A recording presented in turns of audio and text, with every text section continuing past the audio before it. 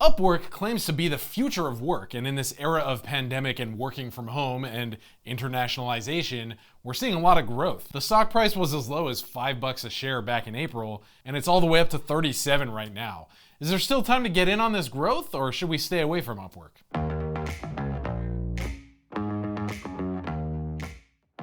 Welcome back to the Family Tray. My name is Channel. Today we're going to be taking a look at YouTube.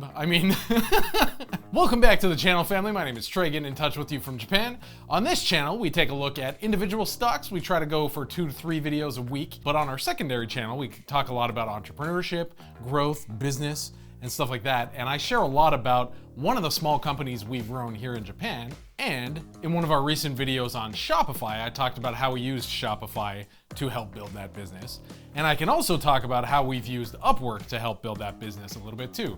Check out the logo I had made on Upwork 4 years ago now, and that's been kind of the face of one of our companies, JapanWiFiBuddy.com, for a little while now. I'll get into my experience a little bit more here in a minute, but first let's jump into the 2-year price chart. Check it out, we see kind of a slower meltdown than most other companies had leading up to the March crash, and then kind of a slow reforming of the company. But recently, right after the third quarter earnings dropped, we saw a massive like $7 or $10 jump in like one day. Those of you who are familiar with outsourcing work over the internet maybe remember Odesk and Elance.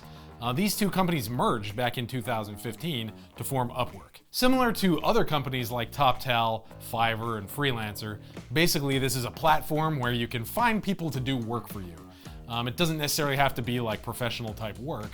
I've had logos done. I've had like the look of my website built for me. I've done a lot of different kinds of outsourcing, but I've seen things like on Fiverr where people are like, hey, write a happy birthday song for my girlfriend and sing it with your saxophone or something. Like, you can do random stuff like that and people still do these little gigs for you. Upwork makes it really simple because you can see the reviews of all the different people you're interviewing for your task.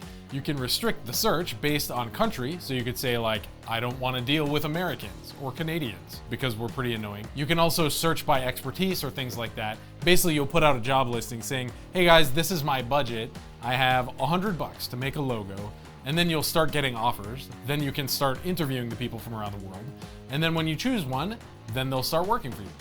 And basically when the project's done, they get their money, Upwork takes their cut, and then you pay. And this year, mostly due to the pandemic, we're seeing like a huge shift of companies being like, okay, maybe we don't actually need an office. Maybe we don't need people to come in anymore. Maybe they can just work from home. And we've also seen a lot of companies who are just like cutting their staff down and saying, actually, rather than having a full-time programmer, let's just outsource to people in third world or second world countries where salaries are much lower. And so I have a friend who actually runs a team handling similar type things in Romania. And he has like top talent people who are super good developers, but they cost like a quarter of what they would in the US. And so this trend has been happening around the world and will continue to be happening. And Upwork seems to be in the right place at the right time to capitalize on this shift moving forward. Just a little side note, we did see a press release from Upwork mentioning their new partnership with Zoom, where I think they're going to be implementing Zoom in their own interface. So when you're interviewing people to potentially hire them, now you can talk through Zoom and it's just a much smoother, much easier process rather than writing everything out in text or in email within their messaging platform.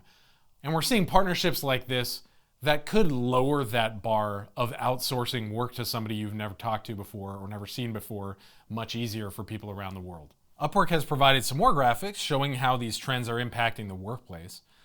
And I can tell you from the perspective of a small business guy that it's definitely super helpful in a lot of cases to be able to instantly get in touch with a pro who can help you with things. First graphic says hiring managers are turning to independent talent. 73% will engage independent talent as often or more frequently in 2019. So this is a graphic from last year. 51% plan to engage talent for web, mobile, or software development. And 49% cite skills and expertise as the reason for doing this. Second graphic shows kind of the top 10 most in-demand skills: JavaScript, CSS, HTML, web dev, PHP, API, WordPress, HTML5, web design, and Python. It also mentions in 2020, computers and mathematics were among the top emerging occupations for independent professionals. So figures like this kind of give us a sense that the way humans work around the world could potentially be changing like permanently, especially due in part to what's been happening this year with the pandemic. And if that continues to happen, rather than the default of going to work for a company and being a salaryman, as we call them in Japan, and just being there for the rest of your life, you're probably going to start seeing a lot more people who just work in their home office and just work for various clients doing various projects around the world more and more going forward. One of the tricky things for me as a small business guy, as an entrepreneur, is that it seems like you're having to become like a pro at more and more different things nowadays. Like if you compare YouTube videos 5 or 10 years ago, like you didn't really have to be good at lighting or audio or video. You kind of could just have a cheap ghetto little camera, film stuff, upload it, and be done. But nowadays you're seeing more people like Peter McKinnon and people who are like pro videographers. They're like masters at lighting. They're really experienced with audio. And these guys are making YouTube channels and getting millions of people turning to them. And so basically, once you're used to that type of visual and that type of audio, now if you go and listen to the little guy in Japan talking about stocks, it's kind of like, dude, his audio is so garbage, I can't even handle it anymore. Or his video presentation is so garbage, I can't even handle watching it.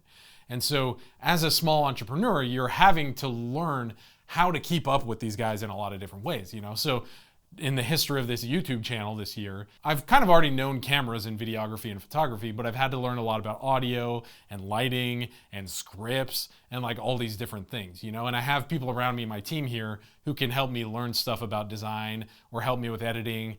And I've learned a lot through that. But if I were to just be starting out alone in the middle of nowhere where I didn't already have a team, I would find a lot of value in outsourcing a lot of these types of things to other people. And that's just for a small YouTube channel. Imagine if you were running a small business and you were having to deal with like HR type stuff, and you're also trying to figure out how to make an app and how to make a net shop and how to do the photography for all of your products, and also figuring out how to do that on Instagram and managing like a Twitter and maybe even a YouTube channel here and there, and managing all the other like TikTok and all that other crap coming up. Like learning and keeping up with all these different things is becoming so difficult for just one person to be able to do. So much so that I wouldn't be surprised if there are people who are just like, I manage people's Instagrams and I make them dope. And I just have 5 clients and I do that full time and I love it. And the people who hire that person also love it, you know, and that's the kind of gig economy I think we might be moving towards in the coming years. So enter companies like Upwork, Fiverr, Freelancer, and these kinds of companies. They all kind of have their own little niches. Fiverr started out as like, hey, I'll do something for you for $5. Now it's hard to find stuff just for $5.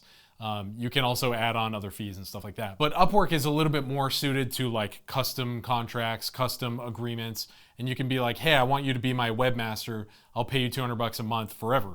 It's kind of like an employee, but you don't have to deal with all the HR stuff. You don't have to give them health insurance and all those kinds of things. And having employees actually is like, not only is it expensive if you're in a first world country, but dealing with all that other HR stuff makes it way more difficult. So Upwork boasts the largest gross service volume.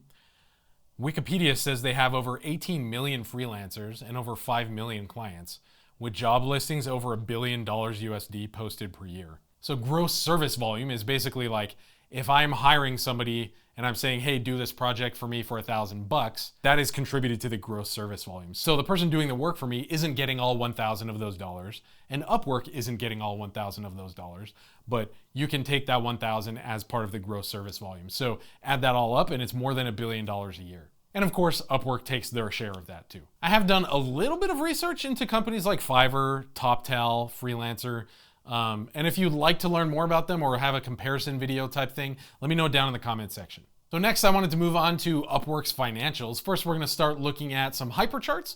HyperCharts are really handy charts that you can look at to help you get a quick idea of how a company is doing when you're evaluating whether or not you want to invest in them. If you like these HyperCharts and you want to have access to them as well, please see the link down below in the description. And if you sign up to be a member, that will also help support our channel to keep making more good content like this for you. First, I wanted to start out with the revenue segments. We have marketplace and we have managed service services. And so marketplace is basically me hiring people to do jobs. Managed service, I believe, is like, hey, I don't have the time to interview people, so hey, Upwork, do that for me. And Upwork will step in and manage your team for you. So check it out, basically going up every single quarter. Let's jump back 1 year to 2019 third quarter.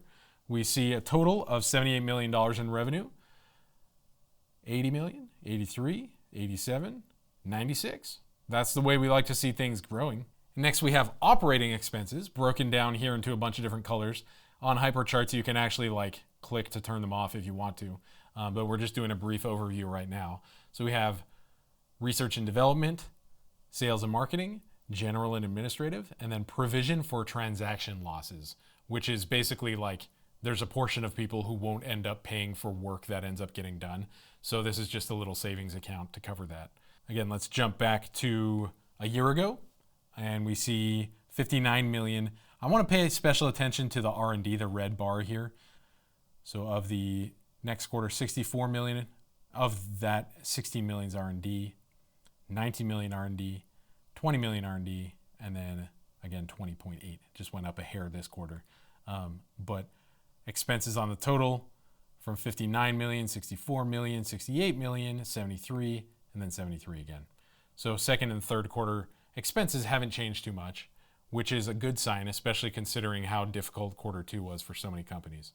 Next, I wanted to share some of the third quarter financial results that they shared in their press release. Gross service volume, GSV, increased by 23% year over year to 654.5 million. Revenue grew 24% year over year to 96.7 million. So these kinds of revenue gains are something you obviously always want to be seeing in a company, but the tricky thing comes for us as potential owners of the company is the stock price growing slower than that revenue is going up. And if so, that could be a good chance for us to get in. Marketplace revenue grew 26% year over year to 88 million, and marketplace take rate was 13.6, up from 13.3% a year ago.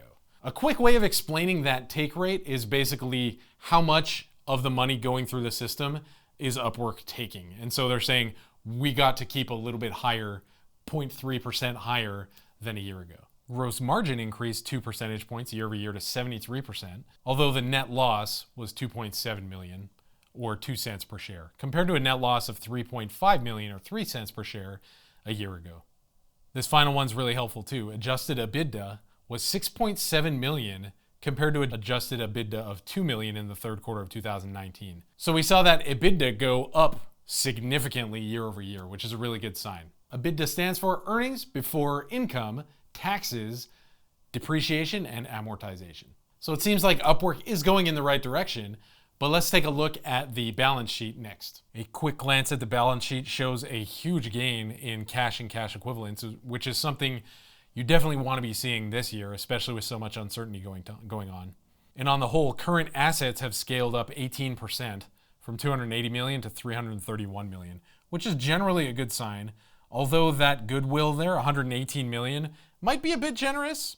It's really, really hard to tell. Goodwill is basically like if I'm buying McDonald's. When I think of McDonald's, I think of all these different things. I grew up eating McDonald's with my family every Thursday for dinner. And you think of those arches and you think chicken McNuggets, and you think all of these feelings. That's kind of like goodwill. We value ourselves at this much extra because we're a special company. And so with Upwork, they're saying, hey, one of our assets is $118 million worth of goodwill. And goodwill is one of those tricky things where it's nobody has the right answer for that. So you just got to watch out for that sometimes. Shifting down to the liabilities, we see a slightly larger growth rate of the current expenses at about 24%, which is slightly faster than assets have grown, though that's not necessarily a huge deal breaker or anything like that. And we do see that current assets outweigh total liabilities by about 1.7 to 1.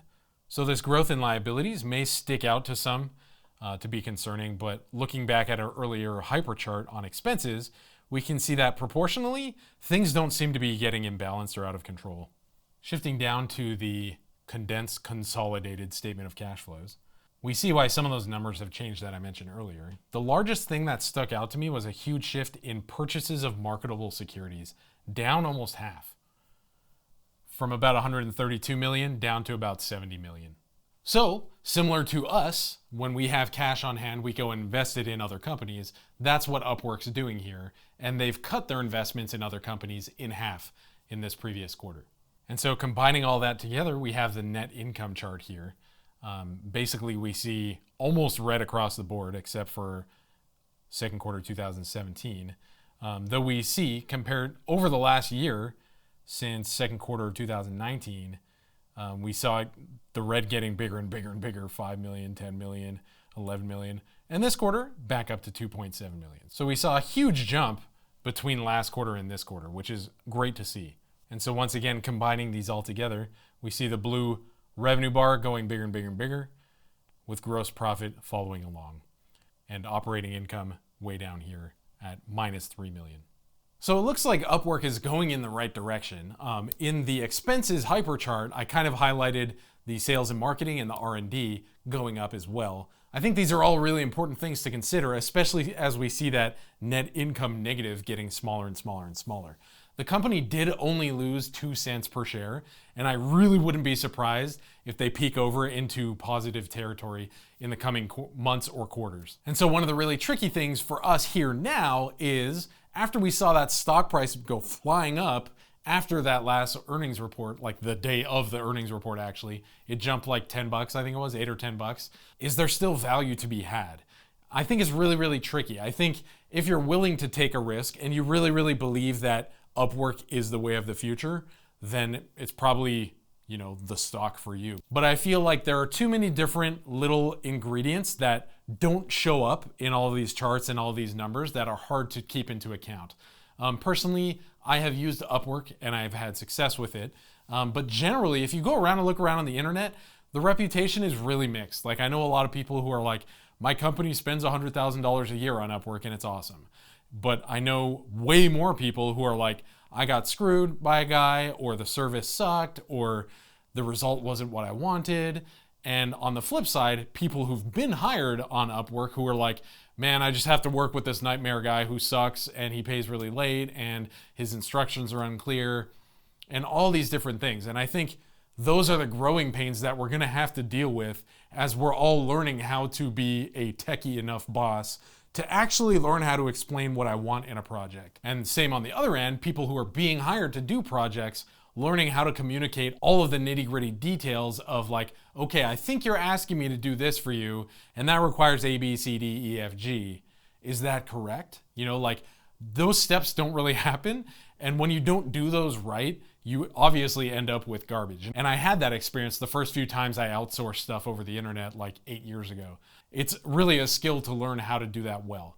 And also, compounding on top of that, we do have a lot of drama going on in the stock market. It's quite expensive, historically speaking. Actually, it's like all-time highs.